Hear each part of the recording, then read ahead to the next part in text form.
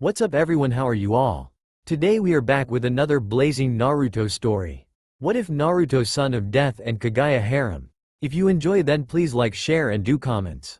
A blonde-haired boy of 13 could be seen sinking to the bottom of the ocean, a huge sword lodged into his side, due to the actions of his supposed teammate. The boy had stunning blue eyes that shined with an unyielding will. His skin was tan, and 3 whisker marks could be seen on each side of his face. The boy was dressed in an orange and blue jumpsuit and blue sandals. This boy is Uzumaki Naruto, and he was both drowning and bleeding out. All because his teammate Uchiha Sasuke had gotten upset that he had talked the enemy out of fighting, keeping the boy from gaining his oh so precious Sharingan.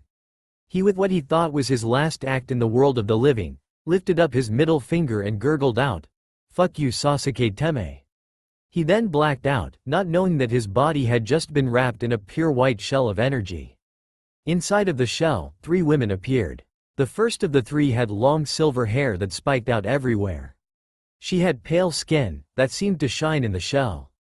Her eyes were this stunning shade of gold that could make a dragon lick its lips in lust. From her head 2 thick horns could be seen poking out. Her ears were pointed and elegant. She was dressed in a light plum kimono with red prayer beads around her neck. On her lips was a light appliance of pink lipstick. The next woman had long flowing light-colored hair that was simply regal. Her eyes were pale white and had no pupil. Her skin was also pale, yet didn't shine like the other woman's. In the center of her forehead was a vertical slit.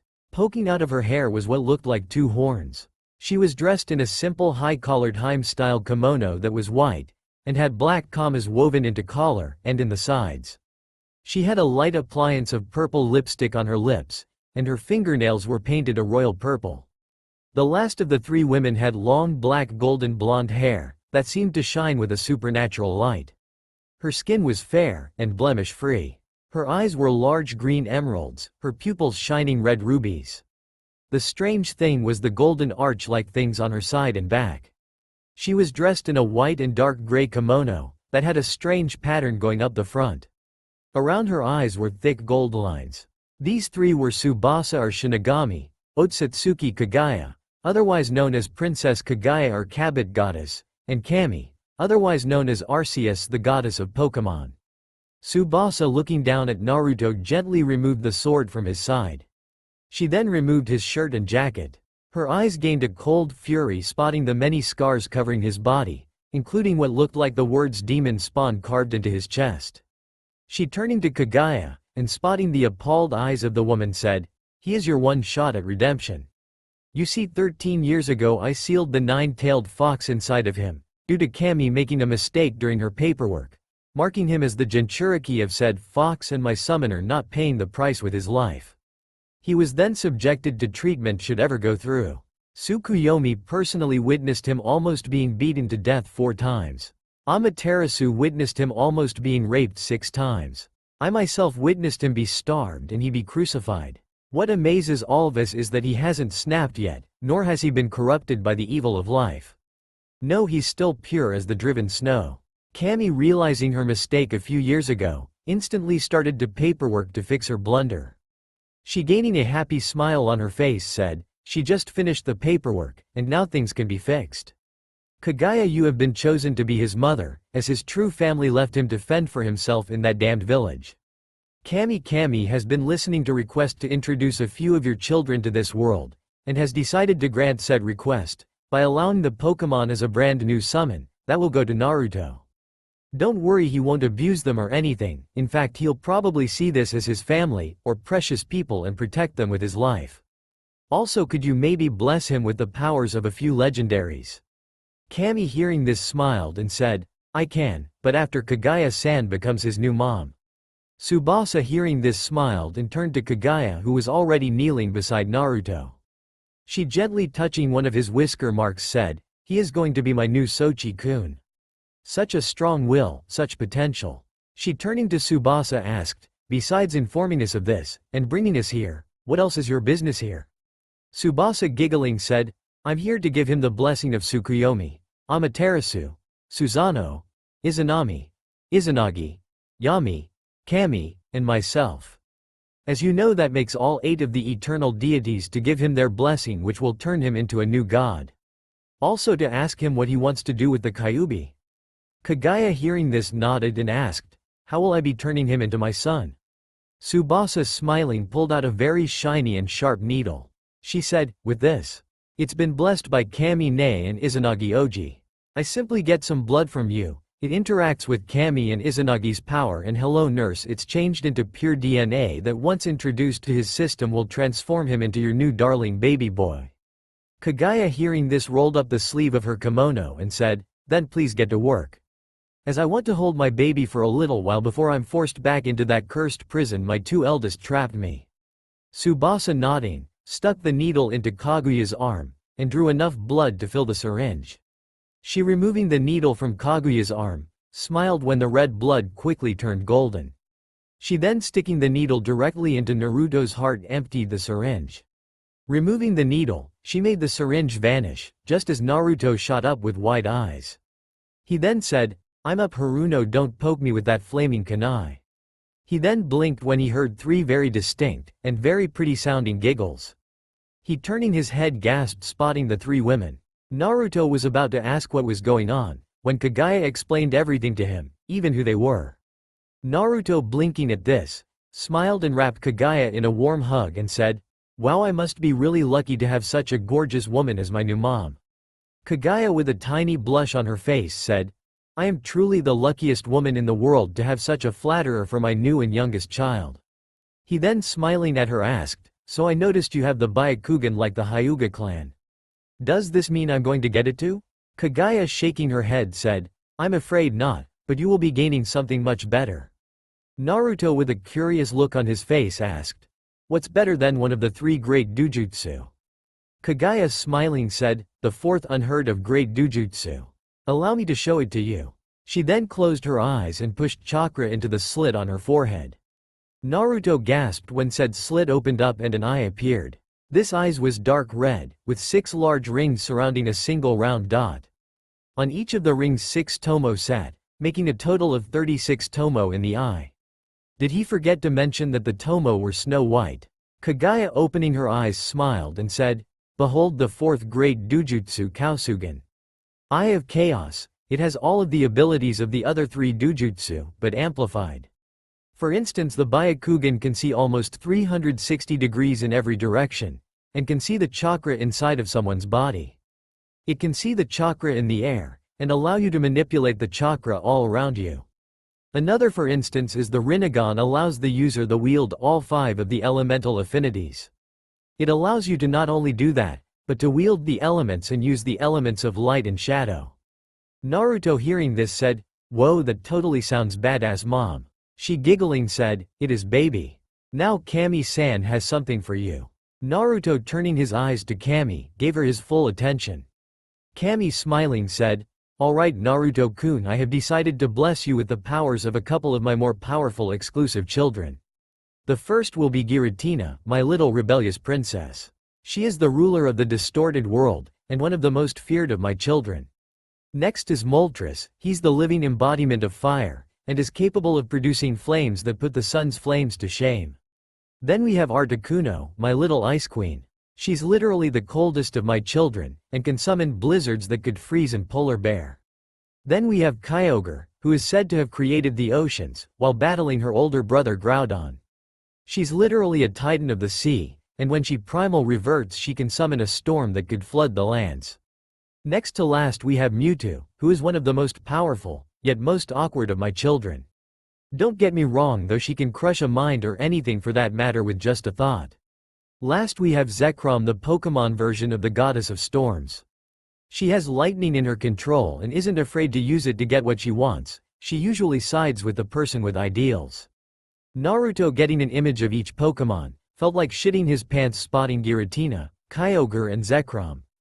Mewtwo reminded him of a Sasuke, while Moltres and Articuno looked like giant birds to him. Kami smiling said, "You'll be able to meet and work with each of them, since Kami has decided to allow you to exclusive privilege of summoning all of my wonderful children. Do treat them with love and care." Naruto smiling said, "I promise to treat them like they were my own flesh and blood, and I never go back on my promises."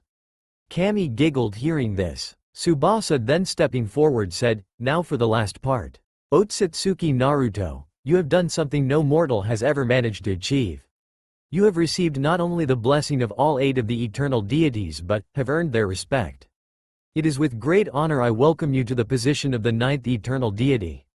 It has been decided that you will be the god of carnage, technology and destruction." Naruto hearing this felt his mouth open wide. He shaking his head managed to stand and bowed deeply.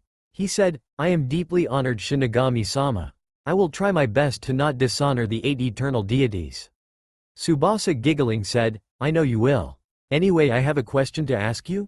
Naruto blinking asked, "What is it, Shinigami-sama?" Tsubasa pouting said, "First of all call me Tsubasa-chan, or Tsubasa-heim, or at the least Tsubasa-ne. The question is, what do you want to do with the Kyuubi?" Naruto blinking said, "Why does it matter what I want done with Jinx-ne?" Tsubasa smiling said, "Because now that you're an eternal deity she can't stay sealed in you."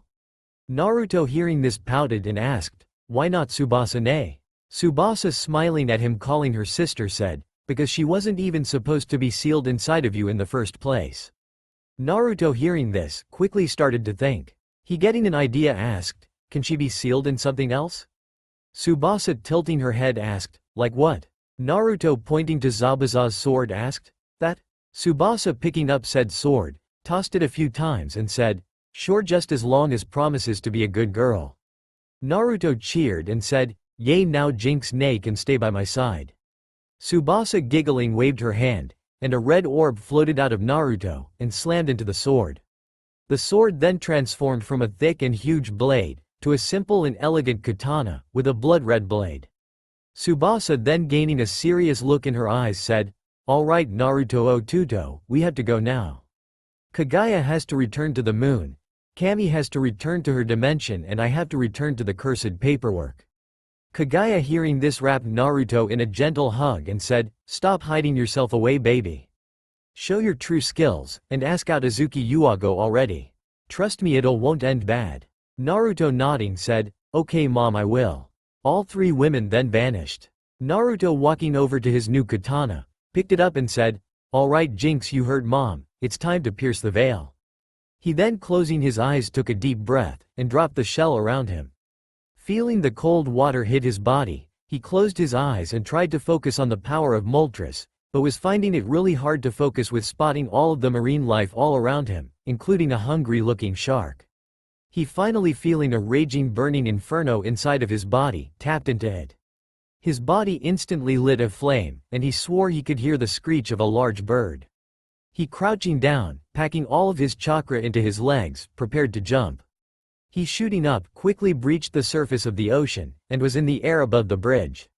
He didn't know it but his entire body was surrounding in a cloak of flames, that had taken on the shape of a bird. He looking down, could see all of wave, and a little beyond said country in each direction. He then focusing his eyes down, tightened his grip on Jinx spotting Kakashi beating the shit out of Sasuke.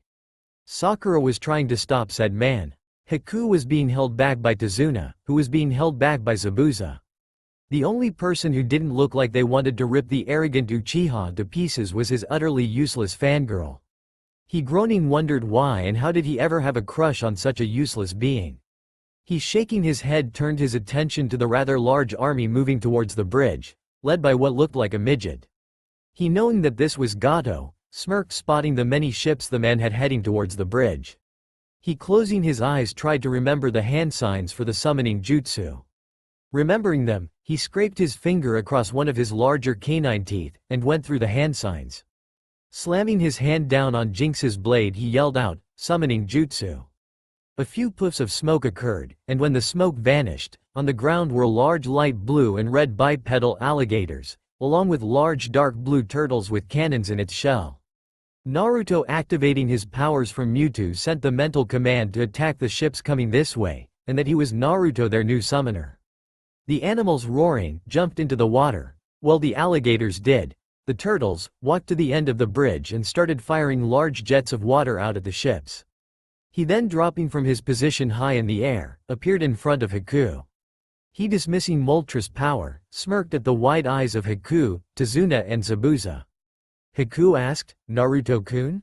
Naruto, striking the nice guy pose, said, Yash. The one and only, with some improvements.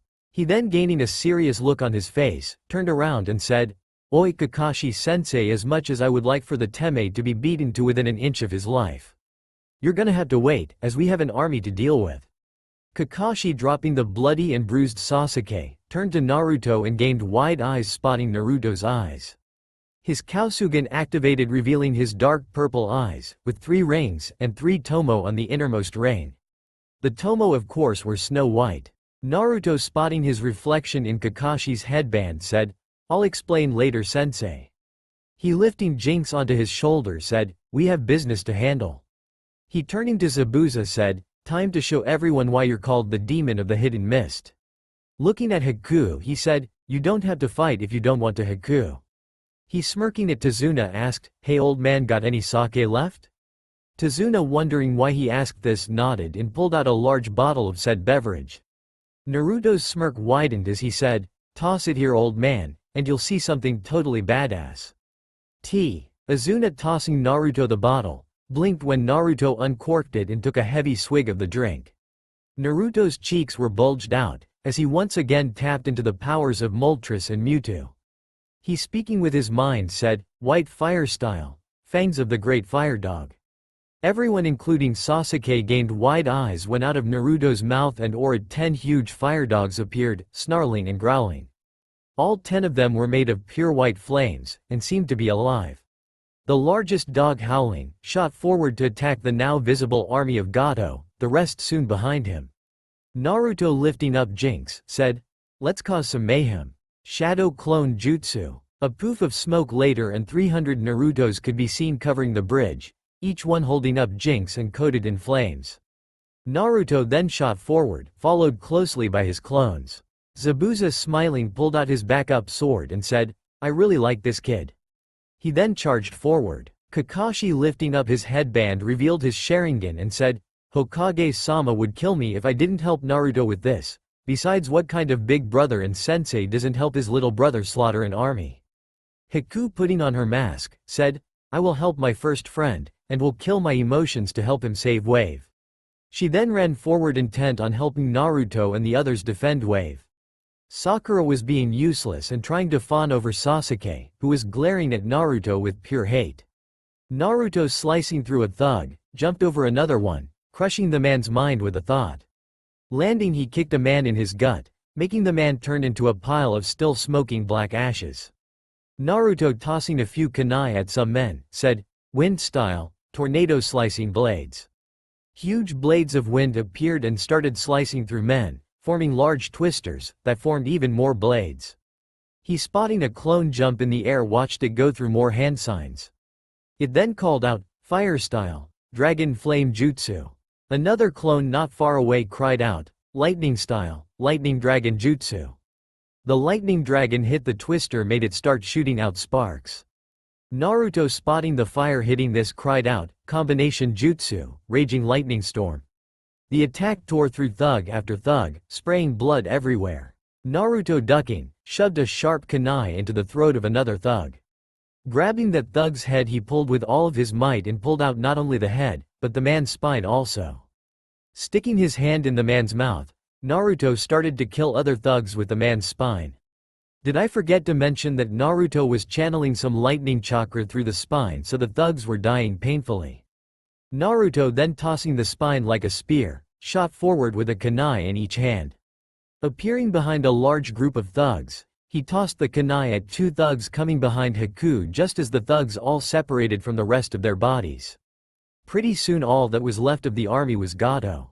Naruto, Haku, Zabuza, and Kakashi were coated in blood.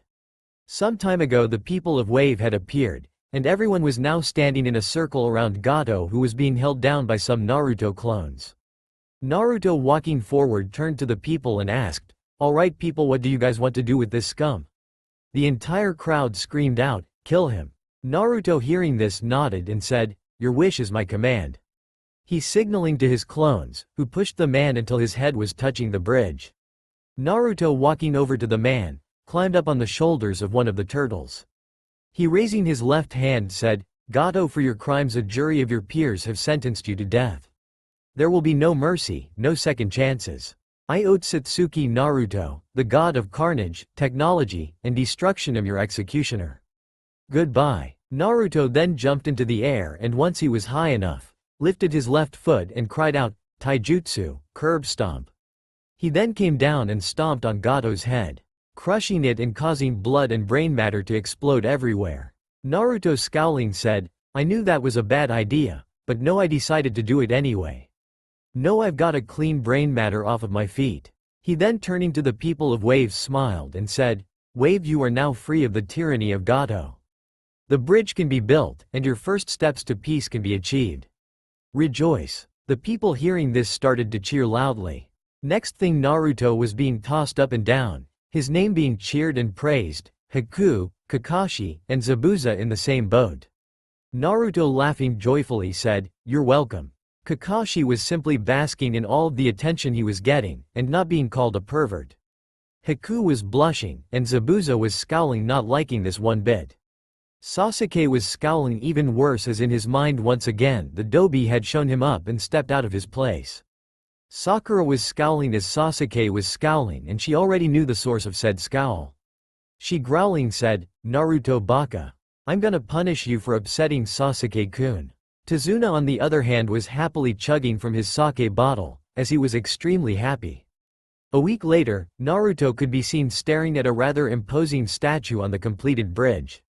It was him standing tall among a pile of bodies, Jinx shining brightly in his right hand, and flames licking at his feet.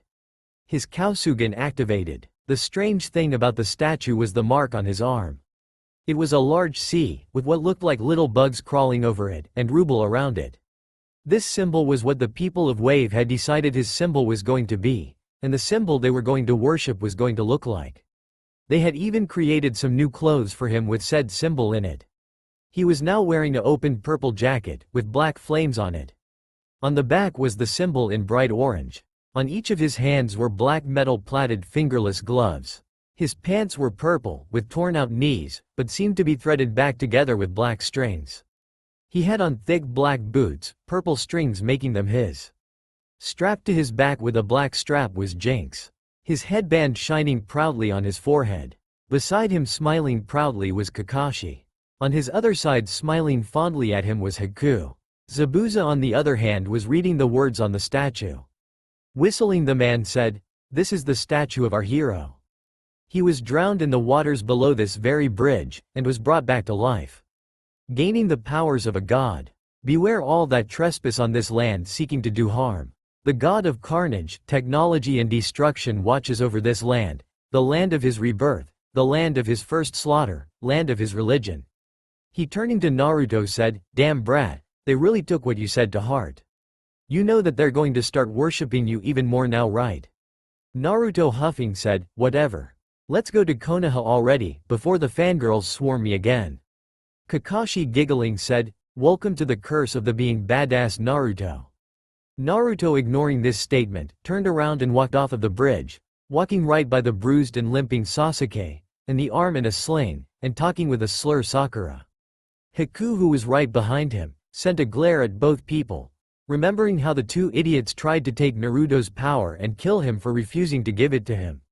She then giggled, remembering that Naruto did a less powerful version of his curb stomp on the Uchiha, and broke Haruno's arm in 7 different places, then proceeded to shut the girl up by delivering a literally jaw-shattering punch to the girl's face. They had enjoyed peace and quiet for 6 days now. Kakashi behind her pulled out his book, already preparing himself for the earful he was going to get once they got back to Konoha. Zabuza, pulling out his own copy of Kakashi's book, wondered how Naruto was going to get him into Konoha. Haku was going to be no problem, but he was a missing ninja, a powerful one at that. Naruto himself was wondering how his little future genin were going to respond to their boss, Big Brother, being a literal god now. He then stopped and giggled slightly, already picturing the looks on the council's face. He right there swore to bring a camera to record the moments forever. Another week later the group finally arrived in Konoha, yet Sasuke was still limping. This time though he was limping because he tried to have his way with Haku, and not only did Naruto beat the shit out of the boy, but Haku made the boy sterile, and Zabuza was close to sending the boy to the rest of his clan. Luckily for him, Kakashi informed them that he was still needed for the Chunin exams. Naruto also said that the civilian council might flip out if Zabuza killed their precious Uchiha. Naruto, once inside of the village, led Zabuza and Haku to the Hokage's office, Kakashi behind them. Kakashi and Zabuza noticed something though. The people in the village was looking at Naruto with wide eyes, some of them even looking at him with respect. The closer they got to the Hokage tower, the more people started to do it. Haku soon picked up on it, and narrowed her eyes wondering what was going on. Naruto was too deep in his thoughts to notice. He was wondering how was he going to train his Dujutsu, as he couldn't even use any of the Sharingan properties, nor could he use anything of the Rinnegan besides the elements. He had full access to the Byakugan parts. Jinx was just as clueless as he was. She was also pushing him to learn some more sword skills, as she wanted to be used for more than a walking stick. Arriving at the tower, Naruto walked in and was walking up the stairs.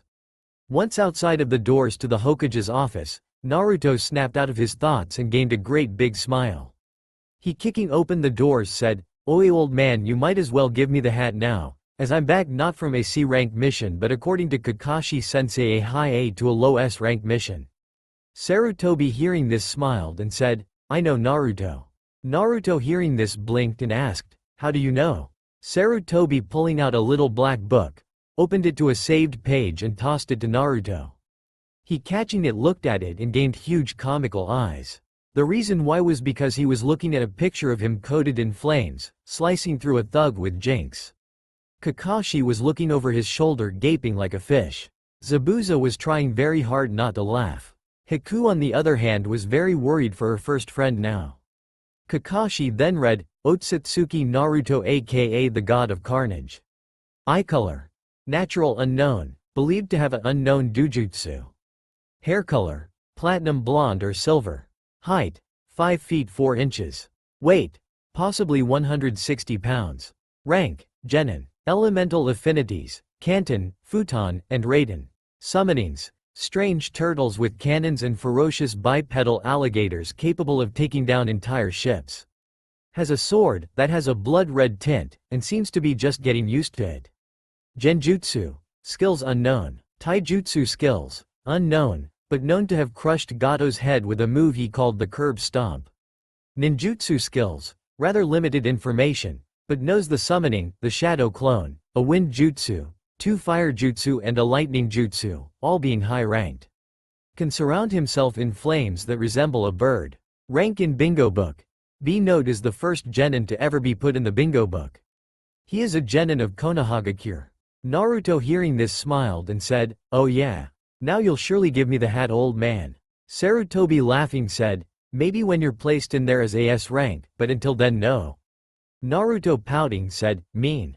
He, shaking his head, gained a serious look on his face and said, "Old man Zabuza Momochi and his daughter Haku Yuko Momochi are becoming Konoha shinobi, or I'll alert the Kunoichi population of a certain crystal ball that can pierce through anything." Sarutobi hearing this paled and said, "You wouldn't do that to your grandfather, would you?"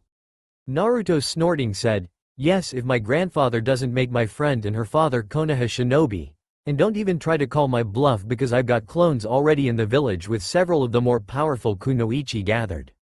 Sarutobi hearing this sighed and said, "I knew letting Anko keep watch over you was a bad idea." Naruto making a victory pose said, "Damn right it was, old man. Anko ne taught me everything she knows, along with Ibiki ni and Inochi-san." Kakashi giggled at the pale Sarutobi, who asked, "She took you to the T&I department?"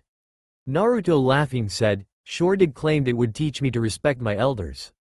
Instead it showed them how to get a prisoner to talk in 5 seconds. Last time I checked, Ibiki ni was still trying to beat my record." Sarutobi's sweat dropped at this. He then, shaking his head, pulled out 2 headbands and tossed them to Haku and Zabuza. He said, "Welcome to Konoha, and Anbu will lead the 2 of you to a home rented for you." Naruto, Kakashi, stay, there's something else you 2 need to know. Haku and Zabuza nodding left, of course after Haku gave Naruto a hug. Once they were gone, Sarutobi sighed and said, "Alright Naruto, what I'm about to tell you Kakashi already knows. Please hold all of your questions until I finish." Naruto, nodding, didn't even see when Kakashi put his book away. Sarutobi then said, "Naruto, you are not an orphan. You are Naruto Uzumaki Namikaze, son of Namikaze Minato and Namikaze Uzumaki Kushina. You were born 13 years ago, when the Kyuubi attack. You have two older sisters, Kion and Akane. You have an older brother named Link, a twin sister named Naruko, and have a younger sister named Natsumi. Yes, that means both Kushina and Minato are alive. While you were away, they came back to the village, and not only did they announce who you really are, but removed you from your apartment. No one knew that they survived, not even me. I am telling you this, because they are in the other room and have heard this entire conversation." Naruto, hearing this, felt his mind go blank for about 7 seconds. It then kicked back on and he instantly felt a burning hot rage build up inside of him. He could feel Jinx pushing her chakra into her sword. He could also hear her roar about bastards. Naruto, clenching his fist, tried very hard to keep a tight lid on his emotions. That plan shot to hell when the door opened and his supposed family stepped out with large happy smiles on their faces. He, clenching his eyes shut and gritting his teeth, was barely holding his rage down, but he knew Kakashi could feel his rage as the man was right behind him. Kakashi, on the other hand, wasn't even trying to keep his down. He unleashed the full brunt of his killing intent and glared a hole into the family. Kushina, smiling, walked over to Naruto and said, "Hello Naruto-kun. How have you been, Sochi-kun?" Hearing this woman say this, was it. Naruto snapped. All of his killing intent along with that of Jinx's flooded not only the tower, but the entire village. Every single living being was brought to its knees at the massive intent to kill. Sarutobi in the office was grabbing his heart, trying to stop the massive heart attack he was getting from the powerful killing intent. Kakashi was trying to catch his breath. Kushina was down on the floor with wide eyes filled with fear. The rest of the Namikaze family was faring no better. Naruto, opening his eyes, revealed his menacing dark purple eyes. His eyes now had 6 tomo on the innermost ring. The pupil was also slitted. He, glaring at Kushina with all of the hate he could muster, said, "Don't you dare call me that." Kakashi, shaking his head, reached over to Naruto and said, "Naruto, stop. You're going to kill the Sadaime." Naruto, capping his killing intent, stood from his chair. Walking to the door, he yanked it open. He, turning to look at Kakashi, said, "I'll be in the forest of death if you need me, Kakashi-sensei. Tell Anko-ne this also." He then, slamming the door shut, walked towards the forest of death. Sarutobi, finally being able to breathe, said, "Oh dear, Sweat Kami. I've never felt such monstrous killing intent in my life." Kakashi, getting to his feet, said, "That was 10 times worse than the Kyuubi's, and he somehow managed to pull it all back in." Kakashi then ran to the trash can and puked his guts out. Minato, helping a trembling Kushina to her feet, asked, "What just happened?" Sarutobi, with an "are you stupid" look on his face, was about to answer, when the door was kicked in and a glaring Anko appeared, with a kunai in each hand, and snakes hissing from her sleeves. She, looking around, asked, "Why did I just sense Naruto's killing intent, and what the hell got him so upset to unleash it?" Kakashi finished puking, wiped his mouth and pointed to the Namikaze family. Anko's eyes, landing on them, narrowed her eyes. She instantly understood what had happened. She, ignoring Kushina, who used to be a big sister figure to her, turned and asked, "Where did he go?" Kakashi said, "Forest of Death." Anko, sighing, said, "Oh great, now it's going to take me all day to find him. Damn brat knows the forest better than I do." She, turning to Sarutobi, said, "Old man, I'm going to need some money for ramen and dango." Sarutobi, sweat drooping, handed Anko a card and said, "That links to my personal account. Don't you dare bankrupt me. I still need to eat." Anko, smiling too brightly, said, "You bet, old man, I'll buy you dango too." She was then gone in a swirl of leaves, leaving a cursing Sarutobi behind. Sarutobi, shaking his head, turned to the Namikaze family and with a cold glare said, "Now you can start explaining to Kakashi and myself why you left him in this village." Minato, sitting Kushina down on the couch, turned to him and said, "Well, you see, it's like this."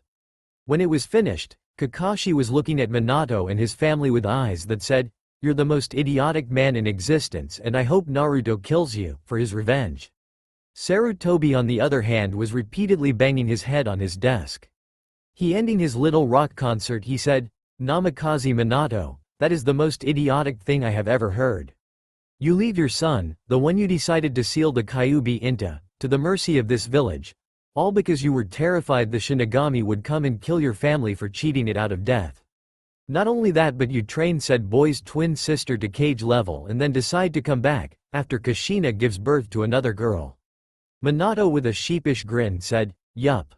They blinked hearing someone snort. All eyes turning to the door blinked spotting a bruised and dirt-covered Anko leaning into the door. She with the eye swollen shut said, "Naruto is going to kill you, if any of you ever come near him." She then limping into the room followed by a concerned Kurenai, plopped down in the empty seat and asked, "Kakashi, did my little brat really become a fucking god?" Kakashi shrugging said, "I honestly had no idea, I was just grateful that he was alive. I forgot to ask him what happened to him." Sarutobi looking at Anko asked, "Why?" Anko groaning said, "Because like a baka I decided to entice him into a fight. I've never had such a thorough ass kicking in my entire life. I mean at first he was just using his fist and speed, but pretty soon I was dodging swipes from that sword of his, that sliced through 7 trees. I tried to block one of his swings with a kunai, and my hand nearly paid the price for such foolishness. He then started slinging out jutsu that I know for a fact are probably B ranked S rank, and if they aren't they should be. I mean he damned near drowned me when he summoned a massive tidal wave. I got burns in places that fire should never approach. I'm pretty sure mine's still swollen from how much lightning I got hit with. My leg is still trying to thaw out from when he nearly froze my legs." She then popping a joint in her shoulder said, "The craziest thing was that he kept vanishing and reappearing in front or behind me, before hitting me with an attack. Hell, I couldn't even sense him move, like he wasn't even using chakra. He even made me witness many different things. He made me witness him making me beg, scream and moan for him too." Kurenai put her hand over Anko's mouth and said, "Anko, there are children in here." Anko moving her eyes to Kurenai, licked her hand, forcing Kurenai to move it. Anko looking Kakashi in the eyes said, "I'm just glad he doesn't have full control over his dujutsu, or I'm pretty sure I'd be in a hospital right now, instead of him sleeping inside of his room at the T&I department." Sarutobi quirking an eyebrow asked, "You managed to defeat him?" Anko snorting said, "No, he damn after stomping a mudhole into me, and making me feel like shit, decided to sleep off his extreme anger. Damn brat fell asleep standing in front of me." Kakashi giggling said, "Be lucky he didn't curve stomp you, like he did the Uchiha brat." Sarutobi then said, "So that's why he was limping?" Kakashi shaking his head said, "Oh no, he's limping because he decided to try and force himself on Haku. Naruto broke the boy's leg in 6 different places, then kicked the boy in the balls so hard, he actually lifted into the air a little. Haku then made sure the little shit wouldn't be having any children by sterilizing him. Zabuza was oh so close to ending the boy's life."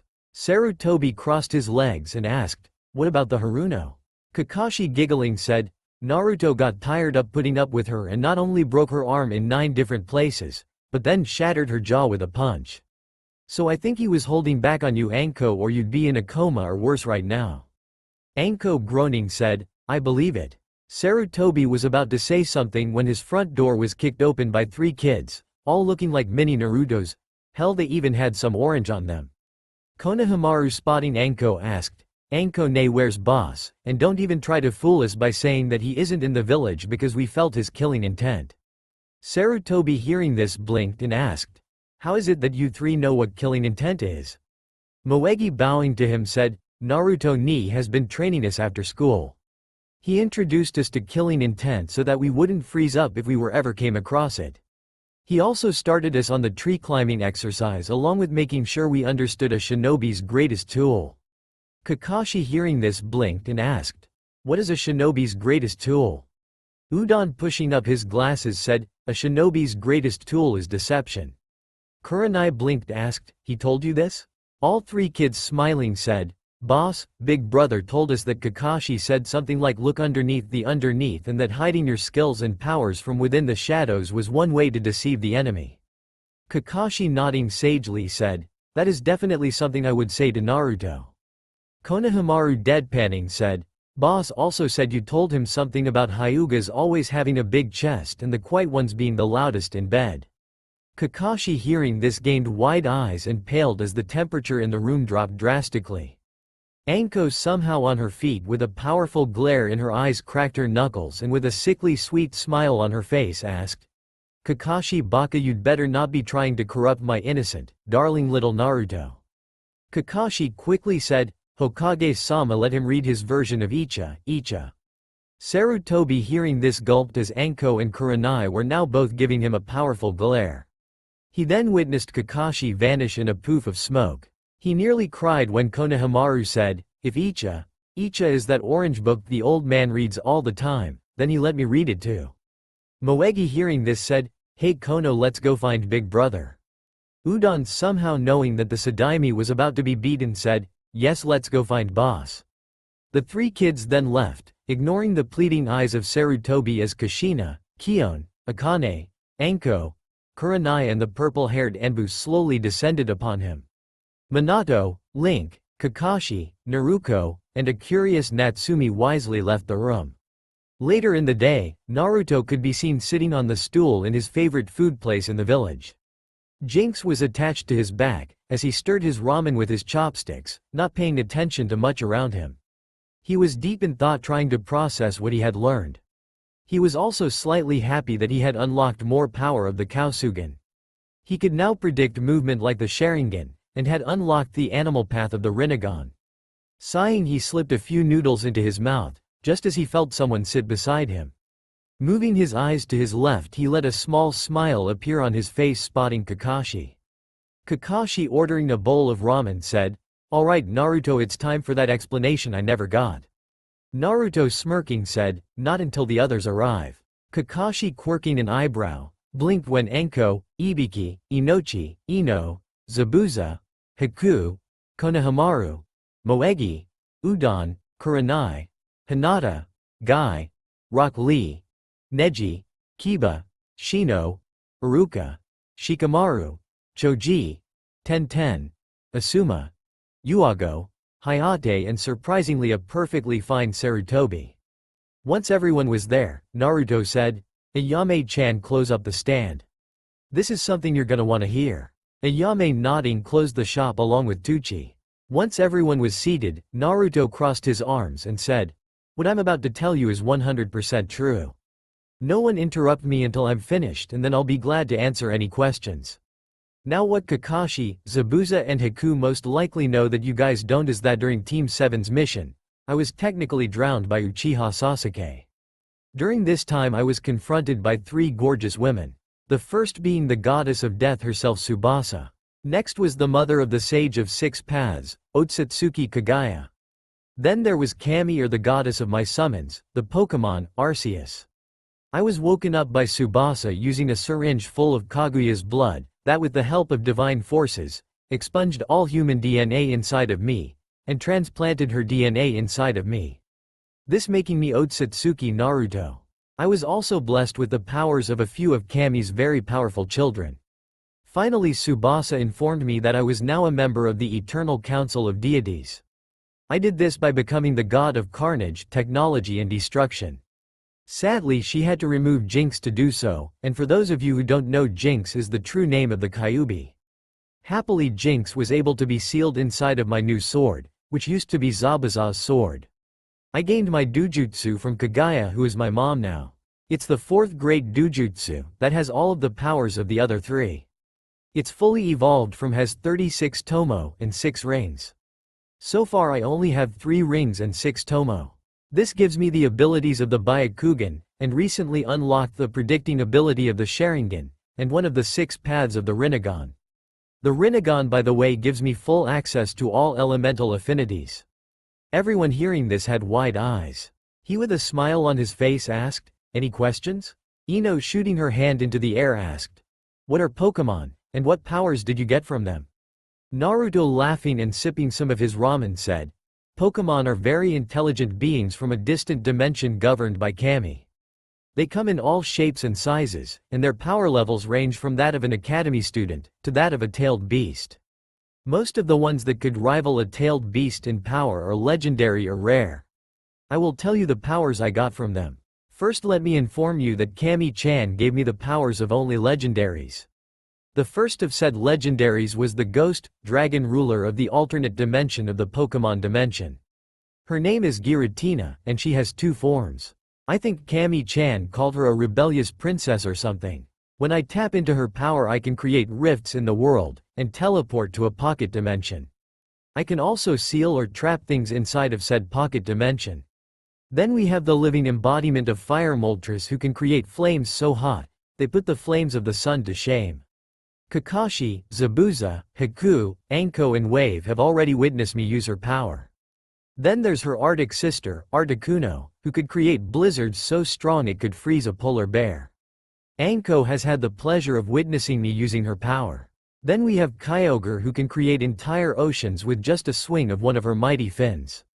With her power I can create entire aquatic ecosystems, and if I tapped into her primal powers, flood the world. There's Mewtwo, who's very powerful, yet equally as awkward.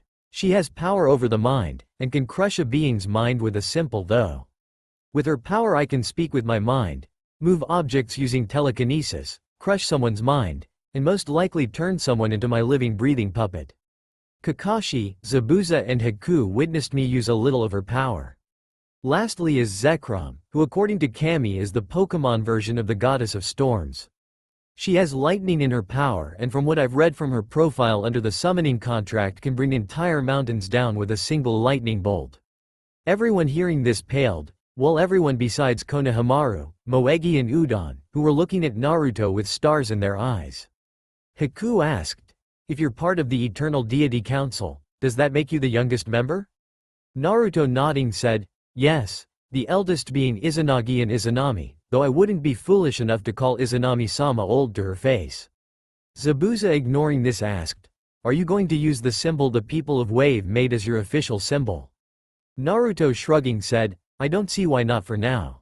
Anko asked, are any of your summons big enough to, I don't know, stop a raging Biju?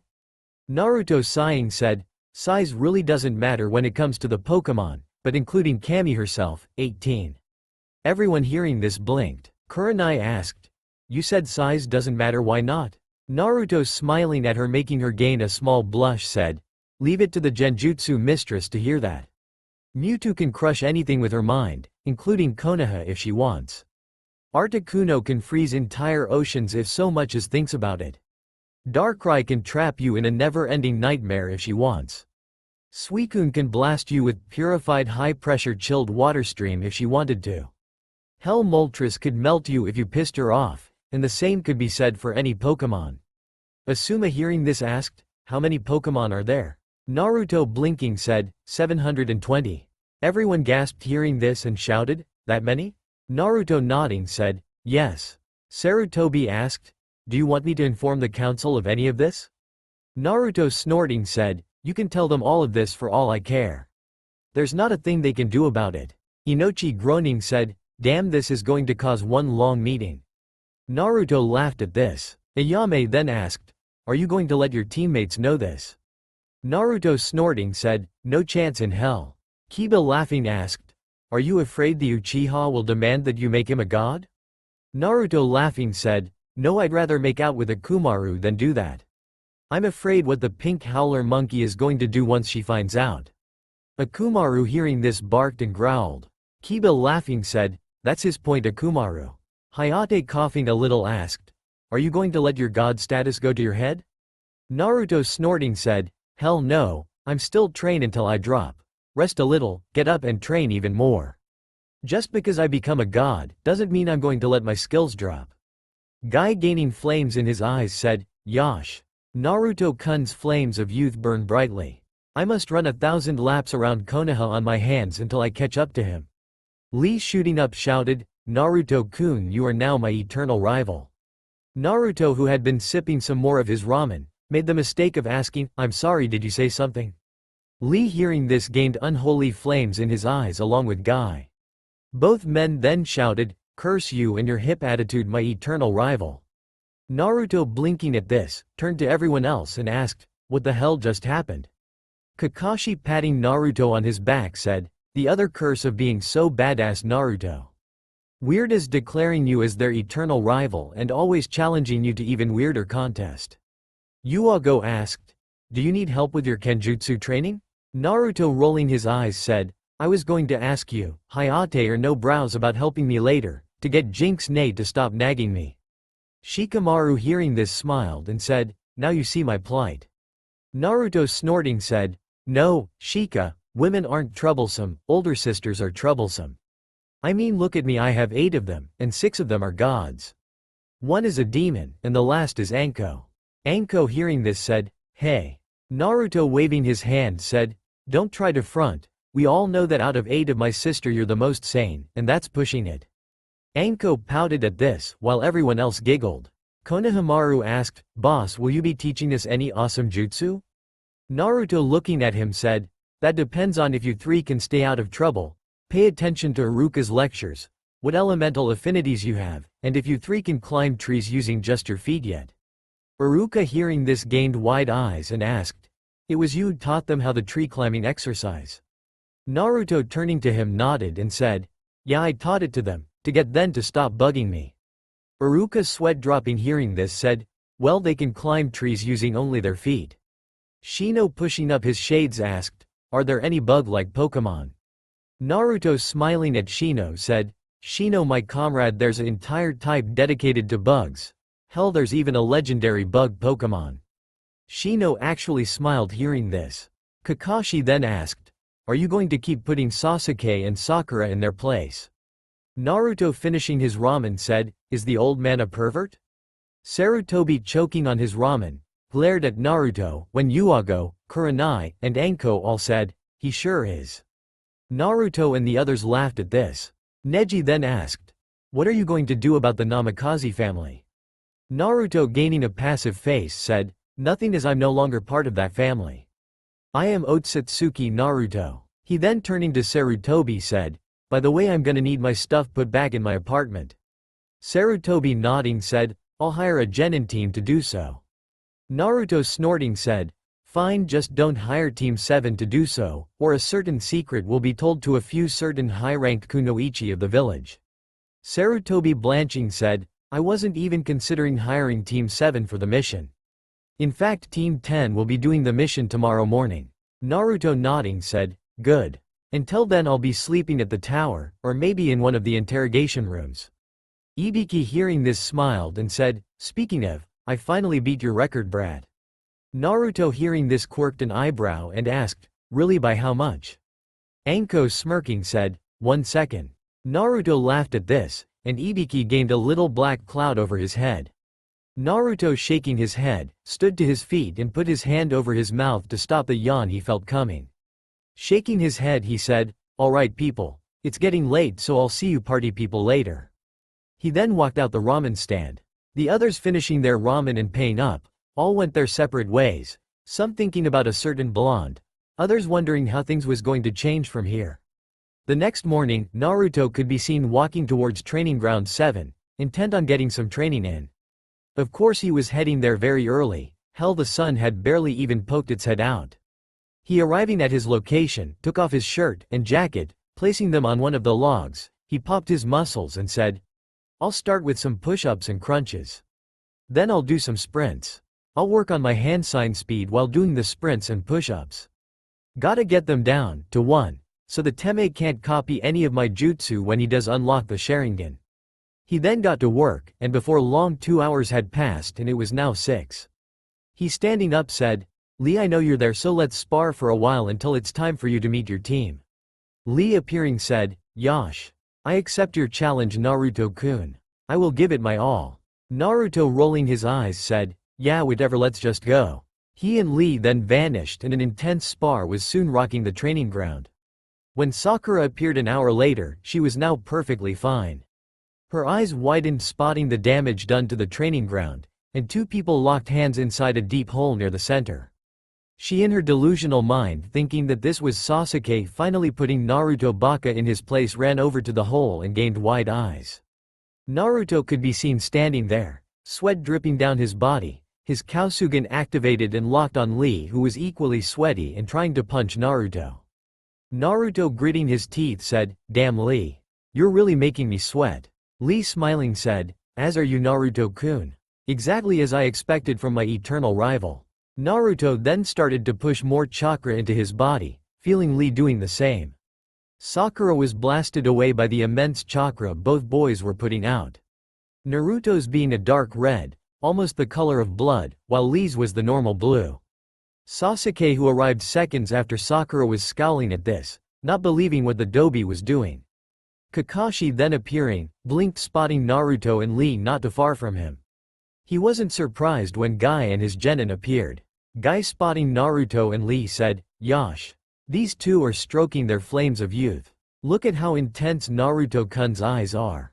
Neji, rolling his eyes, said, "Guy-sensei, stop speaking of the flames of youth." Tenten wasn't saying a word, because she was too busy drooling at Naruto's muscled upper body. Kakashi, realizing that he needed to break this little spar up, said, "Yo Naruto. The fangirls are coming." Naruto, hearing this, quickly separated himself from Lee, appeared behind Kakashi and asked, "Where are those cursed beings coming from?" Kakashi, eyes smiling, said, "I was just kidding Naruto, because if they were really coming I'd already be gone. Now come on, let's go get a D rank mission." Naruto, moving from behind Kakashi, placed his hands behind his head and said, "Sure Kakashi-sensei, but we'd better not be chasing Tora again." Kakashi, now reading his book, said, "We're not." He then walked out of Training Ground 7, Naruto right beside him, followed by an scowling Sasuke and a angry Sakura. 4 days later, and Naruto was chasing Konohamaru, Moegi and Udon, as he was helping the three with their speed, by playing a game of ninja with them. Sakura had said something rude, but Naruto had pulled a Kakashi on her, making her very upset. Anyway, the three kids had just turned the corner when the sound of something colliding with something else could be heard. He then heard Konohamaru say, "Ow, that hurt." Moving around the corner, his eyes narrowed, spotting some boy from Suna, with a black hood on that had cat ears, holding Konohamaru up by his long blue scarf. This boy had purple lines on his face that strangely looked like makeup. Standing behind him with a bored look on her face was a blonde-haired girl, with a huge fan on her back. The makeup boy, growling, said, "That hurt you, little twerp." The girl said, "Put him down, Kankuro, we don't have time for this." Kankuro said, "Don't worry Tamari, I'm just going to teach the little brat a lesson." Tamari, sighing, said, "Whatever, just don't get me in trouble." Kankuro, smirking at this, lifted his fist to hit Konohamaru when he felt the edge of a sharp blade be pressed to his throat. He then heard someone growl out, "I suggest you put my little brother down before I slit your throat, Sand Nen." Kankuro, dropping Konohamaru, blinked when the boy stuck his tongue out at him and said, "Boss just told you, punk." Kankuro, hearing this, felt his blood boil, but before he could do anything he heard Tamari say, "Kankuro, you idiot, I told you not to do anything stupid, but you didn't want to listen, and now the fucking god of Carnage has his sword at not only your throat but mine's too." Kankuro, hearing this, slowly turned his head and blanched, spotting the Kasugan staring at him. Naruto, removing his sword from Kankuro's throat, said, "You should listen to your pretty older sister from now on, Catman. Otherwise your blood will spill onto the streets of Konoha." Naruto, turning his head to the tree, said, "Ichibi no Gaara, I know that you're in that tree. Come out now and I won't show you just why a tanuki should never anger a dragon." Both Sand siblings' eyes widened when Gaara appeared, bowed low in front of Naruto. Gaara said, "Forgive me, my lord. I had no idea or intention to anger you. My idiot teammate also apologizes for getting in the way of your game with your little brother." Naruto, blinking, said, "Yeah, whatever." He then, turning to Konohamaru, said, "Alright Kono, because of your failure at not being aware of your surroundings, the three of you now have to play a game of dodge with Anko, after listening to Iruka's lecture about awareness." All three kids groaned hearing this, and walked towards the academy. Naruto, walking behind them to make sure they got the academy, turned to the Sand siblings and said, "I look forward to meeting you three in the Chunin exams. Until then, Tamari of the desert, Kankuro of the puppets, and Gaara of the desert." He then walked around the corner, missing the wide eyes of Kankuro, the smile on Gaara's face, and the small blush on Temari's face. He, arriving at the bridge for his team meeting, wasn't surprised to find Sakura there pestering Sasuke for a date, while said boy brooded. Naruto, sitting down on the rails of said bridge, pulled out Jinx and started to polish her, ignoring the now screeching Sakura. The girl never shut her yap, and honestly Naruto wanted to curb stomp her, but Kakashi had made him promise not to do so unless she did something really stupid. Sasuke on the other hand he had free reign with. He had already kicked the arrogant prick's ass 6 times, and 5 of those times he was half asleep. He sensing Kakashi arrive stood up and put Jinx over his shoulder. Kakashi appearing in a swirl of leaves looked up from his book and smiled spotting Naruto and the other 2. He pulling out 3 sheets of paper handed it to them and said, "I have put you 3 in the Chunin exams. Meet at room 301 if you want to take the exam. Even if you don't, I'm proud of you guys." He then vanished. Naruto snorting at this, decided that he would spend some time with Yuago, or maybe Kurenai. Vanishing in a small blizzard he appeared in Training Ground 8. Spotting Kiba, Shino and Hinata walking away he wondered where Kurenai was. He closing his eyes tapped into his psychic powers. Reaching out with his mind, he blinked finding Kurenai's mind not far away trying to push some emotional pain away. Appearing beside her, he sat down on the log and asked, "What's wrong Kurenai-sensei?" Kurenai turning to him, tried to wipe the tears from her eyes and said, "Nothing's wrong." Naruto frowning gently grabbed her hand and said, "You know I hate it when you lie to me." Kurenai hearing this sighed and said, "I was going to tell Asuma how I felt about him when I walked in on him making out with Haruno Mibiki." Naruto scowling said, "It broke your heart didn't it?" She turning away said, "Yes, my heart feels like it's breaking into a million different pieces." Naruto sighing, said, "You can lean on my shoulder to cry if you want." Kurenai shaking her head said, "No, I need to be a strong kunoichi." Naruto rolling his eyes said, "Bullshit. You need to let your emotions out, or they'll just boil over at the most unfortunate time. Hence why Anko Ne and myself always pick fights with each other, letting us relieve any pent-up emotions we may have." Kurenai hearing this giggled and said, "Is that why she's been covered in bruises for the past week?" Naruto snorting said, "She's not the only one with bruises." He lifting up his shirt, revealed his chiseled upper body.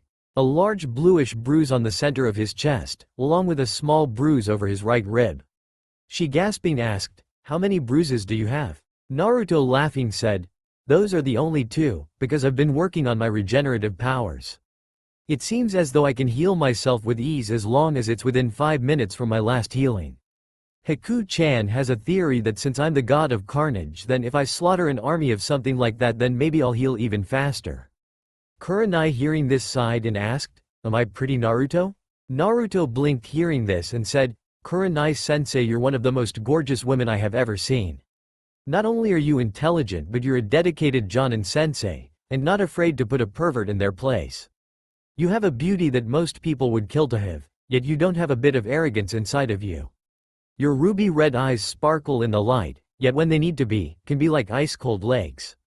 Your flawless alabaster skin, that sometimes twinkles in the light. Your long wavy black hair, that could captivate the entire world." He didn't know it but his sincere words was causing a huge blush to appear on Kurenai's face. He turning to her noticed the blush but chose to ignore it. He smiling asked, "You wanna hear a song I've been working on Kurenai-sensei?" She shaking her blush away said, "Sure, just as long as it's not perverted." He smiling reached into his pocket and pulled out his black Gibson guitar. He then getting it ready took a deep breath and said, "I hope you enjoy this song Kurenai-sensei. It's called Walk on Water or Drown, by Mayday Parade I don't own.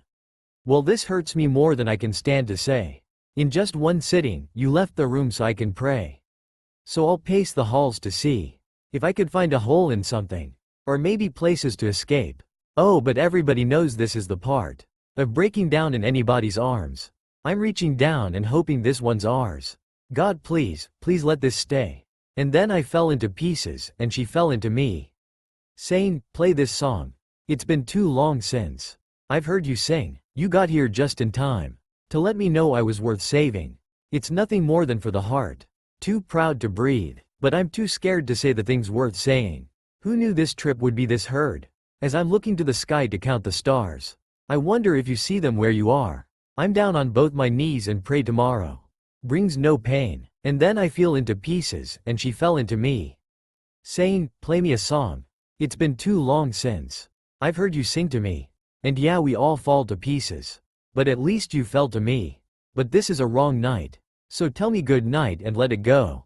I stayed here and you just pray." My head would clear and I'd stay safe.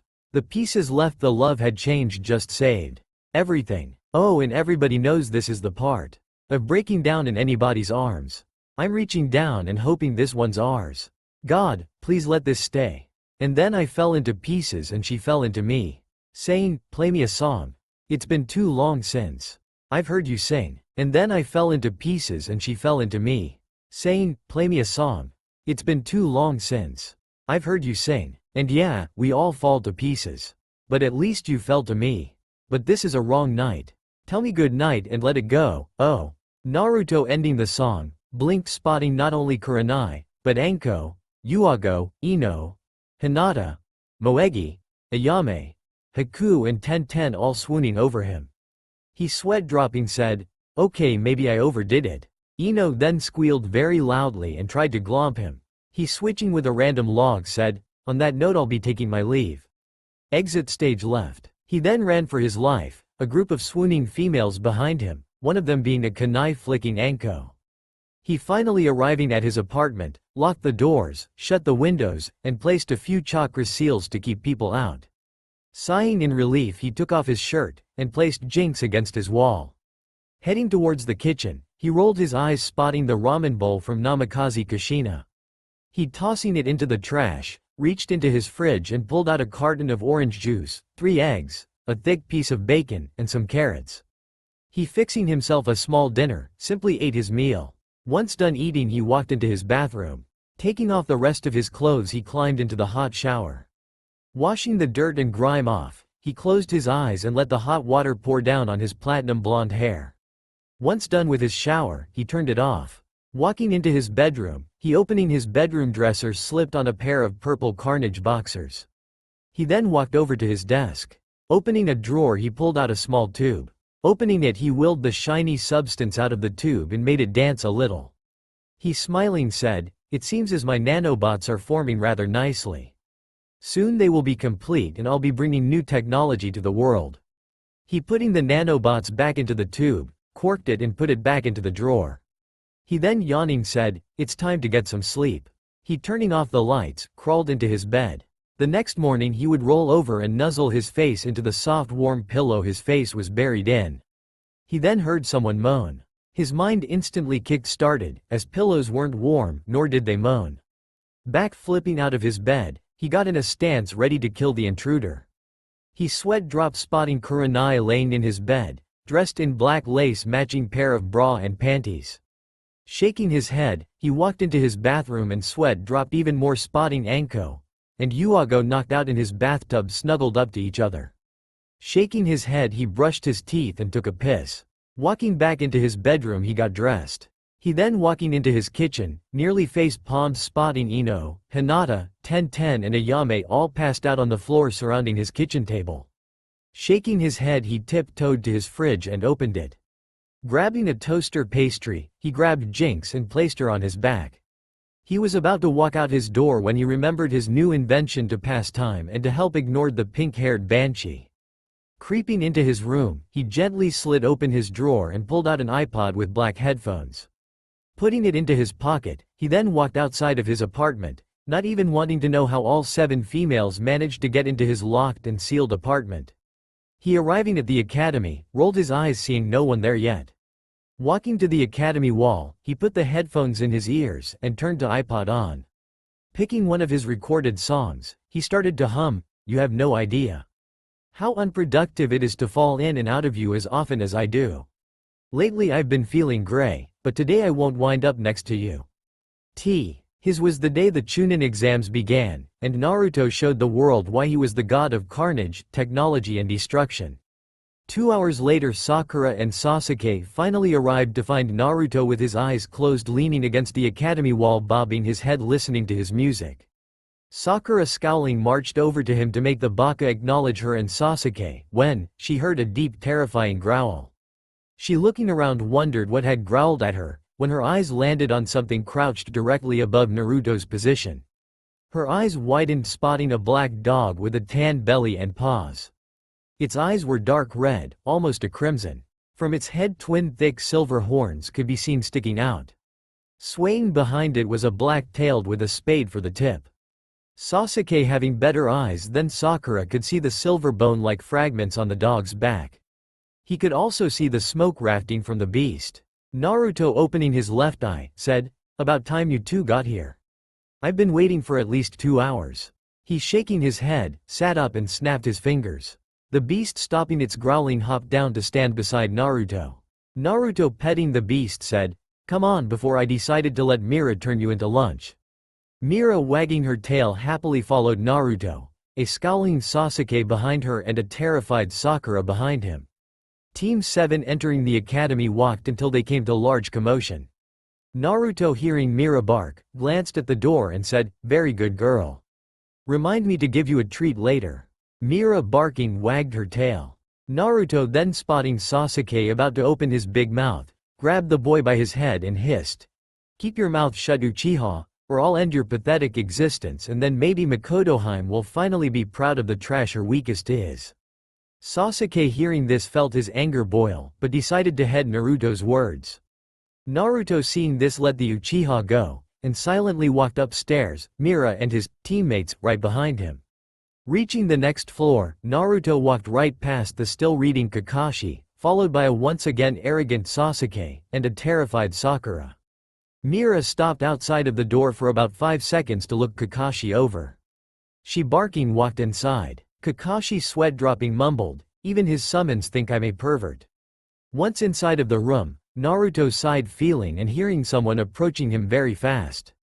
His nose catching the smell of flowers and strawberries, sighed again, knowing that he was about to be glomped by Ino. Sure enough, not a moment later Ino was attached to him, nuzzling his face while saying, "Naruto-kun, I've missed you so much." Naruto, rolling his eyes, said, "That's funny considering that I saw you this morning passed out around my kitchen table, and again as your team entered the academy." No pouting, said, "You're no fun." Naruto, snorting, said, "On the contrary, I'm very fun.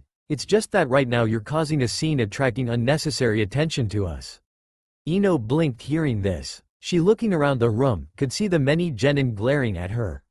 She, blushing, stopped hugging Naruto and said, "Sorry, Naruto-kun." Naruto, sighing, said, "It's okay, Ino, as the pink banshee or duck butt was bound to get their attention anyway."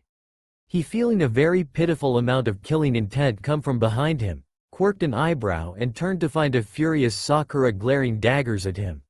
He was about to say something about this, when a monotone voice asked, "Is she bothering you, Naruto-sama?" Naruto, turning his head again, blinked, spotting Gaara standing beside him glaring at Sakura, his two siblings right beside him. Naruto, turning back to Sakura, asked, "Did I offend you, howler monkey?" Sakura, hearing another insult be thrown at her, was about to punch him, when a low growl reached her ears. She, blanching, slowly turned to find Mira once again glaring at her, smoke now literally rolling off of the hound. She, gulping loudly, said, "Nope. I like being called a howler monkey and a pink-haired banshee." Naruto smirked at this, but sensing someone trying to sneak up on him, quickly spun around with Jinx poised at the thread's throat. His Dujutsu activated, was glaring hard at a pale and sweating Kabuto. Kabuto, raising his hands, said, "Easy there, buddy, we're on the same side here." Naruto, hearing this, narrowed his eyes and put Jinx back on his back. He then said, "Be very lucky, fool, that Jinx doesn't want your pathetic blood to touch her blade, or your head would be rolling on the floor." Kabuto, now gulping, said, "Alright, I was just gonna offer you guys some info if you want." Naruto, looking Kabuto in the eyes, asked, "Info eh? Tell, what do you know of Temari's romantic history, the chesty blonde from Kumo's fighting style, the cute red head from Kusa's sensory skills, and the hot blue-haired girl from AIM?" Kabuto, blinking, pulled out his ninja cards, ignoring the blush on Temari's face, the questioning look from Samui, the hearts in Karen's eyes and Conan's eyes narrowing. He then said, "Temari of the desert. Let's see, she's had no boyfriends or girlfriends. In fact, she doesn't even have any friends due to her father being the case cage, her brother being a demon, and her other brother being accused of being a cross-dresser." He, ignoring the killing intent coming from Kankuro, said, "Samui of Kumo uses the Cloud Headhunter Kenjutsu style, and is not known to use any style of taijutsu." Samui, hearing this, returned to her cold facade. He, flipping through the cards, said, "Karen Uzumaki has amazing sensory skills. is said to be able to sense exactly what kind of chakra a person has from miles away. Karen still had hearts in her eyes as she stared at Naruto. Kabuto, pulling out the last card, said, Conan of Aim, also known as the Angel of Aim, has an unknown bloodline that allows her to use paper with her jutsu. Is also rumored to be very close to the Amikage. Naruto nodded hearing this. Sasuke, smirking, said, I want to know about Otsutsuki Naruto. Kabuto, smiling, pulled out a card and pushed some chakra into it. He, looking at the card, gained wide eyes, blanched, and felt his hands start to tremble. He, looking up at Naruto with wide eyes full of fear, said, Otsutsuki Naruto, aka the god of Carnage, is listed in the bingo book as an B-rank threat, said to have many different powerful bloodlines. His sword is rumored to have the very soul of the deadly Kyuubi inside of it. Has very powerful summons that have been seen taking down entire boats. This says he also died during your C-S rank mission. It is unknown how he came back to life, but it is said that he burst from the ocean shrouded in a flaming cloak looking much like the mythical phoenix. Naruto, petting Mira, ignored all of the eyes on him, while he did until he felt the intense stare of Conan. Winking at her, he smirked when the cold-looking woman blushed. Sasuke, with wide eyes, was about to protest all of this, when a large poof of smoke occurred. When it cleared, standing there reading an orange book was Zabuza Momochi, a sword resting on his back. He lazily said, All right, brats, to your seats, it's time for the written part of the Chunin exams. Everybody quickly took a seat, and Naruto wondered if Kami was upset at him or something as he was sitting in the middle seat. Samui sitting to the left of him and Conan on the right. Mira was laying down at the front of the class, but still was searching for any threats to her master. Zabuza then explained the rules and began the exam. Naruto, flipping over the exam, looked at the paper and didn't know a single answer. He, knowing that this test was about information gathering, tapped into Mewtwo's powers, and got the answers from Shikamaru, not even wanting to go near Sakura's mind. Once finishing his paper, he flipped it over and decided to read some minds. He decided to start close, breached Conan's mind. She was thinking, the Kyuubi Jinchuriki is a B-rank threat in the bingo book, has some unknown bloodlines, and his summon looks rather deadly. I wonder how Nagato will react to this. He'll most likely send out Kisame and Hitachi to capture or test the Jinchuriki. How he doesn't see that Hitachi is clearly protecting the boy from inside of the Akatsuki, I don't know. Can't say I blame her, though he is rather cute. Naruto, storing all of the information he had just gotten, turned to Samui. She was thinking, so he is the one Raikage-sama wants me to seduce. Maybe he won't be difficult and I can just get this over with. It won't be all that bad either, he's really handsome, and seems to be rather strong. I and the others will track and defeat his team during the second exam. Naruto again stored this info for later. He, entering Karen's mind, sweat dropped as she was thinking about how dark his chakra was and how she just wanted to jump his bones and ride his dragon. Moving away from her, he tried Tamari. She was thinking, I can't believe the god of Carnage asked about my love life. Does this mean he's interested? Why would he possibly be attracted to me though? I'm not all that beautiful, and according to Kankuro and Lady Chiyo, I'm too brash to ever make a proper girlfriend. Naruto shook his head at her thoughts, wondering if he should kick Kankuro's ass first or demolish whoever this Chiyo lady was. He, deciding to enter one more mind, tried Zabuza. Zabuza was thinking, Haku has her eyes set on Naruto. The way he attracts women, though, it looks like she'll be in for one hell of a battle for his heart. Hell, I kinda feel bad for the kid with all of the powerful kunoichi after his heart. Naruto, sweat dropping at this, decided to polish Jinx's blade as he really didn't want to hear anyone else's thoughts. Pulling her out from behind him, he pulled out the cloth and sword polish. He then started to gently wax the blade, ignoring the very loud and sensual purrs from Jinx. 45 minutes later, and Zabuza said, Time's up, brats, pencils down. Everyone, stopping their test, blinked when Zabuza said, Alright, the 10th question is optional. If you take it and fail, you'll never be allowed to advance in rank. Chose wisely, brats. Naruto ignored the many different reactions, but his eyes moved to Sakura, who was looking at him with sad eyes, slowly raising her hands. Naruto, rolling his eyes, said, Oi, no brows. Stop making the weaklings piss their pants. You and I both know that you have no authority to do anything besides fail us from this exam. Now get on with the 10th question before I let Mira burn your oh so precious porn.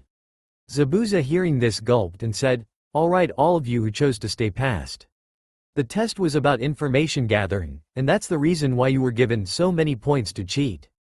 A quality of a Chunin is being able to make tough choices. Now call off the Doomhound brat. Mira, who had been staring at Zabuza's book and building up fire in her stomach, stopped when Naruto said, Mira-chan, enough, he gets the message. Mira, stopping her build-up, barked a few times and trotted over to Naruto. Naruto, then feeling a very familiar chakra presence approaching fast, sighed, pinched the bridge of his nose and said, I don't know what I did to upset you, Kamine, as I haven't even met you, but I'm very sorry and I promise to never do it again. Zabuza, also sensing the chakra presence, said, this probably isn't going to end well. Just then a black ball burst through the window. A banner appeared as the ball uncoiled to reveal Anko making a victory pose and wearing one of Naruto's shirts. Naruto, face palming, said, this is why people tend to think that you're insane, Anko. Anko, hearing Naruto's voice, blinked and looked around. She, turning to Zabuza, said, I knew letting you proctor this exam was a bad idea. You passed 87 genin, that's 29 teams of genin. Zabuza, with a twitching eyebrow, said, it's not my fault, blame your darling little brother. Anko, turning to Naruto, who shrugged and said, the banshee was falling for no brow's bullshit, so I had to stop it. Anko, nodding, smiled and said, no matter, the next test will cut your numbers down in half. Follow me to the forest of death. She then jumped out a different window. Naruto, sighing, said, troublesome older sisters. Come on, Mira. He then jumped out the first window Anko broke, followed by Mira. The other genin quickly followed the two of them, leaving behind a sweat-dropping Zabuza. Naruto, arriving at the gates to the forest of death, rolled his eyes, spotting Anko consuming skewer after skewer of dango. He, shaking his head, sat down beside Mira and started to pet her. Mira, feeling Naruto pet her, started to pant in happiness and wag her tail. An hour later the rest of the genin arrived. Anko, spotting them, smiled and quickly explained the exam they were about to take. Sasuke, being his usual arrogant self, said something, but quickly shut his big mouth, when Anko sliced his right cheek with a kunai of hers. She, of course being Anko, licked the blood out of said cut. She then made the most disgusted face and said, your blood is not tasty. It's downright vomit-inducing. I've had better tomato sandwiches. Sasuke scowled hearing this, while Sakura was seeing red at some bimbo assaulting her Sasuke-kun like that. Naruto himself was impassive on the outside, but on the inside he was roaring in laughter. Mira was not so dignified. She started to make a sound that resembled laughter. Team 7 then collected their scrolls and headed to their assigned gate. Naruto had already sealed the scroll in his right hand, while creating a duplicate that he handed to Sasuke. He didn't trust the arrogant boy with something so important. He had also managed to swipe another 2 scrolls, one being the same they already had, the other being the one they needed. These 2 scrolls he made Mira swallow, knowing that they were safe inside of her. He then waited for the signal to go. Once he got it, he blasted into the forest, Mira and the other 2 right behind him. He, in the very front, crossed his hands and whispered, Shadow Clone Jutsu. 10 clones appeared without a single noise. The clones then transformed into identical copies of Team 7, including Mira. The clones then took off into the forest. Naruto then said, alright King Emo, Banshee, here's the plan. We head towards the tower, taking out any threats we may come across. I will lead as I know this forest like the back of my hand. Sakura, you will be behind me as you are the weakest, but have a sharp mind, almost comparable to Shikamaru's. Emo, you will be behind her, as even though you don't have them you have trained your eyes very hard so that you could capture movement when you finally awaken your Sharingan. Mira will be at the back, as she is the second most powerful of the 4 of us. She will be using her nose to search out any threats coming from behind. We will also have a code that we recite to each other if we ever get separated. The code is, you told me think about it, well I did. Now I don't want to feel a thing anymore. I'm tired of begging for the things that I want. I'm oversleeping like a dog on the floor. Imagine living like a king someday. A single night without a ghost in the walls.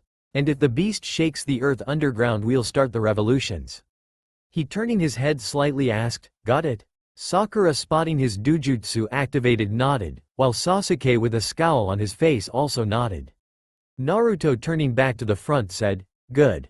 2 days later and Team 7 had yet to run into any trouble, and that's what worried Naruto. His eyes then sensing something let him know to get down. A huge gust of wind then blew over his head, and he cursed hearing both of his teammates be blown away. He standing up scowled, spotting Mira, growling, and Sakura and Sasuke nowhere to be seen. His eyes then moving to the trees, scowled again, spotting Samui and her 2 teammates, looking a little irritated. Naruto pulling out Jinx scowled and said, "Trust me, you don't want to do this." Karui with rage in her eyes said, "Shut up. Your stupid clones distracted us for 2 days, keeping us in this stupid forest and keeping Samui from doing her mission. Now be a good little dog and let Samui do her mission." Naruto narrowed his eyes hearing this. He hearing Mira growling loudly said, "Mira-chan, tear her apart." Mira hearing this let out a bone-chilling howl that could be heard in Konoha. She then vanished and Team Samui had to jump to avoid being fried by a ball of black flames. Mira appearing on the branch they were just on, could be seen with fire inside of her mouth. Black flames visible at the corner of her mouth. Karui pulling out her sword asked, "What in Kami's name is this thing?"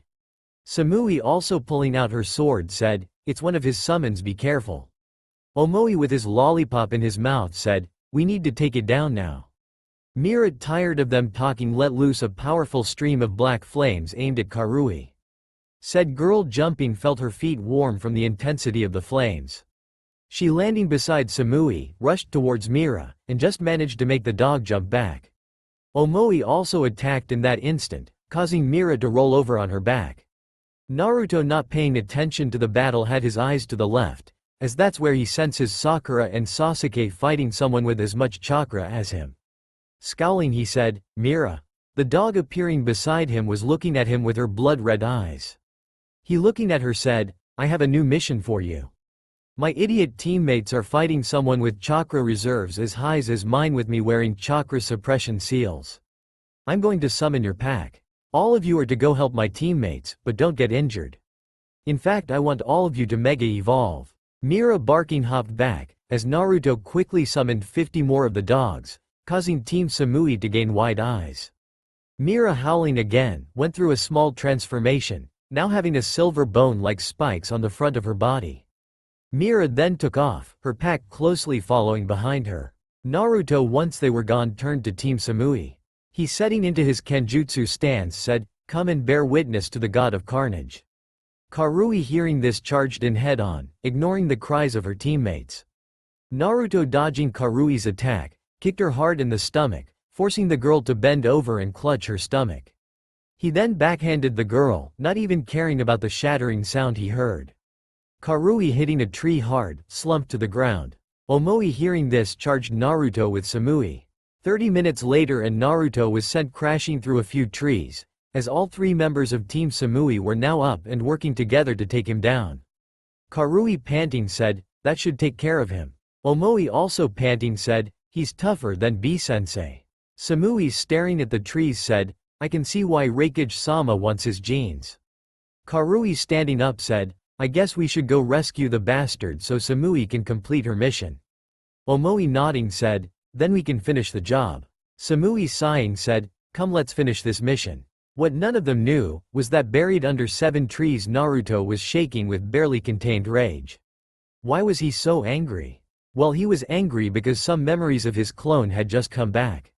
This team from Kumo had defeated his clones, killing the Sasuke, Sakura and Mira hanged clones, then tried to rape the Naruto clone. If there was one thing that Naruto absolutely hated, it was rape. He then hearing Jinx roaring to show these fools, and all of the others just who he was, could only nod. Lifting his hands up he crossed them and said, "Kai." When he said this a seal on his left arm appeared, and quickly vanished. With the removal of this seal, all of his chakra was unsealed, along with his form. He then pulling out a tube full of bubbling red goop, uncorked it and poured the content down his throat. His eyes then dilated, and his heart started to beat really fast and really loud. His chakra then exploded from his form, burning the trees on him and the ground under him. Team Samui had wide eyes spotting the dark red and black pillar of energy shooting into the sky. Their eyes widened when the literal earth started to shake. They then fell to their knees as a killing intent so strong it was destroying the wildlife appeared and crushed all within its reach. Samui, looking towards the pillar, felt her eyes widen, spotting a human figure standing in the pillar. At least she thought it was human, until huge horns appeared from its skull, along with a pair of dreadful-looking wings. She then watched as a thick tail appeared behind it, swaying with pure menace. She felt her bowels empty, when what looked like tentacles appeared from all over the figure's body. In the figure's right hand an absolutely terrifying scythe could be seen. The figure then started to float off of the ground. The pillar of energy then started reducing until it was just as large as the figure. Team Samui finally got a view of the figure and all three of them felt their blood run cold. Floating above the black ground was a majorly changed Naruto. His platinum blonde hair was now down to the middle of his back. His dujutsu was activated and all 6 tomo were spinning very fast. From his top lip 2 sharp glistening fangs could be seen. From the middle of his forehead 2 thick silver horns could be seen, glistening in the light. His ears were pointed and seemed darker. Around each eye and his mouth strange blood-colored goop could be seen. His entire outfit was now made entirely of the thick red goop. A large capital C could be seen on the middle of the outfit. His right arm was now covered in the goop, but was now bulging with muscles.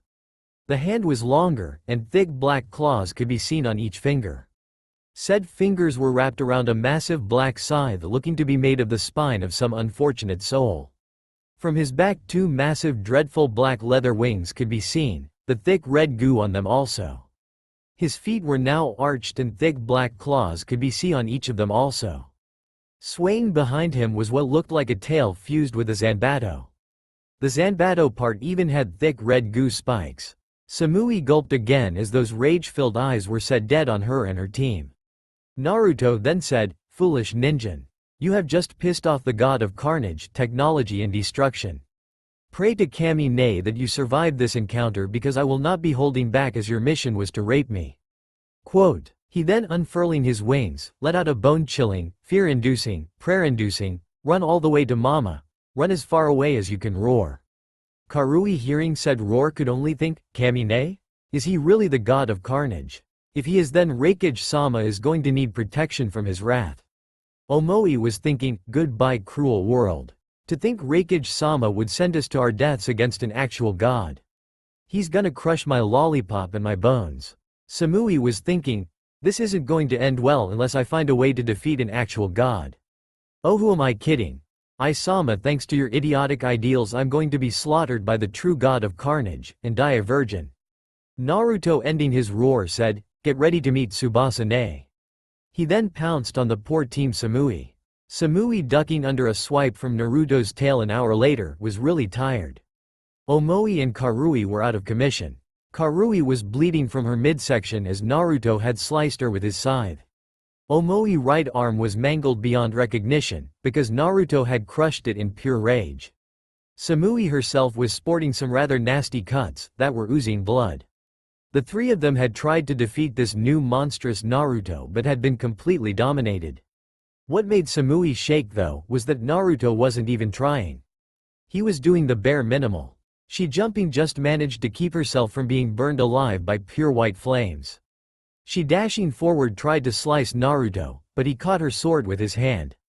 He then turning his head to her locked eyes with her, and Samui started to try and get loose. Too bad for her, Naruto wasn't having none of that. He reaching forward with his left hand, forced her to be still. Looking into her eyes, he activated his psychic powers. Breaking into her mind, he started to literally destroy her mind. He was shattering all her beliefs, all her truths, all of it.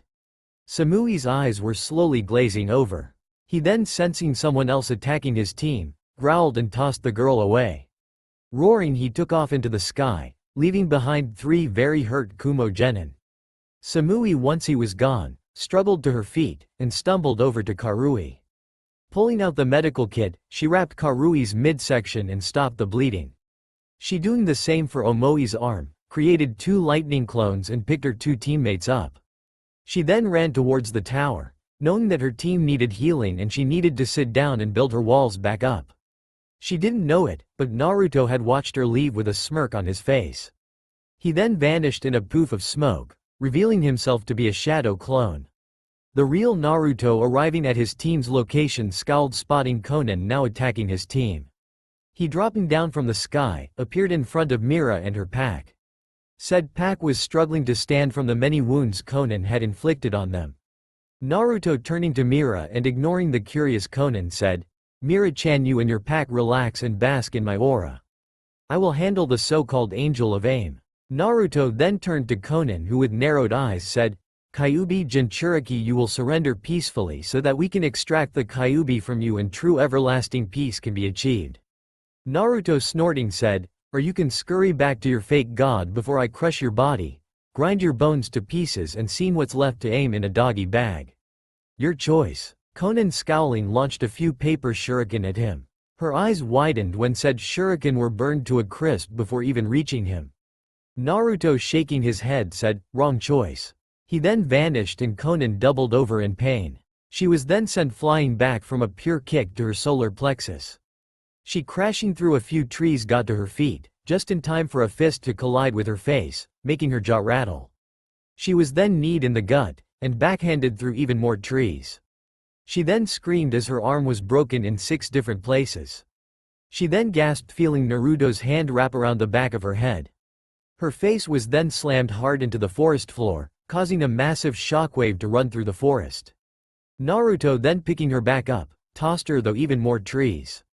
Konan, struggling to her feet, could feel that a lot of her bones were broken and possibly a few of her internal organs were bruised. She, with blurry vision, looked up and whimpered, spotting Naruto slowly marching toward her. She, forming a paper spear, tossed it at him, but groaned when he knocked it away with his hand. He then vanished again, and Konan gasped when his face appeared an inch away from hers. His eyes locked on hers. He, once again activating his psychic powers, started to warp Konan's mind. He then, backing away, said, "Retreat to aim. Recover and tell your fake god that he has drawn the ire of the god of Carnage. I am going to rip his head off, place it on a spike outside of my mansion and use it as a scarecrow to terrify any birds annoying me." Konan, with wide, fearful eyes, took off in pure fear, going to tell Nagato just what he had foolishly done, and alert Hitachi of Naruto's change. Naruto, walking back to his little group, walked over to the duck butt, pushing Sakura out of the way. Spotting the curse mark on Sasuke's neck, he rolled his eyes and said, "Of course Orochimaru would mark the emo with his Hiki of Doom. It doesn't matter, as long as he doesn't test me, we're fine." He then, picking up the emo, turned to Sakura and said, "Come Sakura, we will end this exam now as we have both scrolls." Sakura, nodding, followed Naruto, who was petting Mira, telling her how much of a good girl she was. An hour later, Naruto was walking slowly towards the tower, letting Sakura regain her strength and Mira explore her surroundings a little. Mira, sniffing a tree, took a piss on it, marking her territory. Naruto looked like he was just walking, but really he was constantly expanding his senses, making sure they were safe. His nose picking up the scent of Kabuto, walked around the boy and finally reached the tower. Opening the door, he tossed Sasuke to the ground. He, ignoring the screeching of Sakura, pulled out the scrolls and opened them. 5 seconds later, and a lot of smoke, Iruka appeared. Said man, spotting Sasuke, quickly asked what happened. Naruto, turning to Sakura, who without wasting a breath explained what had happened. Naruto then explained why he wasn't there to help his team out. When he was done, Iruka scowled and said, "Kumo never learns, does it?" Naruto, snorting, said, "Nope. Now can we please be escorted to a room? I need to sleep and Mira needs her treat." Iruka, nodding, lead Team 7 to a room not too far from the main room. Once inside of the room, Naruto plopped down on the first bed offered to them, Mira hopping onto the bed with him curled up next to him. Sakura blinked when both were soon sleeping. She, shaking her head, climbed into the next bed, ready to sleep herself, but wondering what was gonna happen to Sasuke. Both were soon asleep. At that moment, a bright light appeared in the room. A beautiful woman appeared, looking much like Tsubasa, except she had long flowing red hair. This woman is Kami. She, walking over to Naruto's bed, gently sat down on the bed. Smiling, she kissed the sleeping Naruto on his forehead and said, "Good night, dear sweet little brother." Soon you will face many challenges including a battle with a member of your former family and a pale snake. Naruto, as if somehow hearing her, rolled over in his sleep and mumbled out, "Somebody's gonna die." Kami, giggling, placed a golden necklace around Naruto's neck before vanishing in a flash of golden light. That's all for now. If you enjoy this video, then please like, share and do comments.